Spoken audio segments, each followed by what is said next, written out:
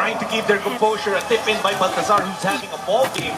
16 na yan para kay Balti. 10 puntos ito kailangan bunuin ng Converge. Pencil Momentum, belly. alam naman natin, nasa Elasto Painters. But Converge, they still have to try to make consecutive stops. Stand! Uy!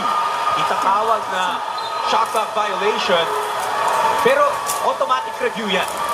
Ang shot clock violation, oh yes, it's an automatic review. Wala nang challenge dito kay Coach Shen Piao. Kaya hindi niya na ma-challenge yun. But let us see. Lupa-lupa. This is a very good... Successful. Tama, correct. Akala ng lahat. Pero